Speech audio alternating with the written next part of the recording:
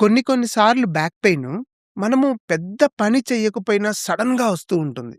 ఉదాహరణకి బాత్రూమ్‌లో సోప్ కోసం వంగినప్పుడు గూడా సడెన్ సివియర్ బ్యాక్ పెయిన్ ఒస్తది. ఎందుకని అలా జరుగుతది? మనమేమి 25 కేజీస్ రైస్ బ్యాగ్ గాని, 50 కేజీస్ బరువు గాని ఎత్తలేదే. సింపుల్ సోప్‌ని తీసుకునేటప్పుడు గూడా బ్యాక్ పెయిన్ ఎందుకొస్తది? అంటే నడుమును వంచేటప్పుడు 2 డైరెక్షన్స్‌లో తిప్పగూడదు దాన్ని. ఎయిదర్ మీరు ముందుకి, వెనక్కి వంగండి. ఆర్ సైడ్‌కి వంగండి. అదేమీ అనుకోదు.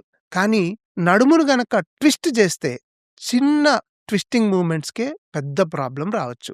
ఎలాగంటే బాత్రూమ్‌లో మనము వంగి స్పైన్‌ని రొటేట్ చేయటం వల్ల ఆ మూవ్‌మెంట్ ఈస్ వెరీ డేంజరస్.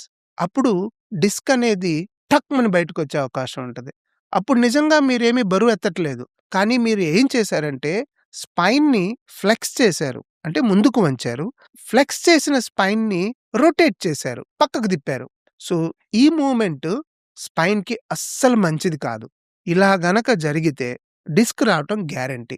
అందుకని చాలా మందిలో నేను గమనించిందేంటంటే, డాక్టర్ నేనేమి పెద్దగా బరువులెత్తలేదు.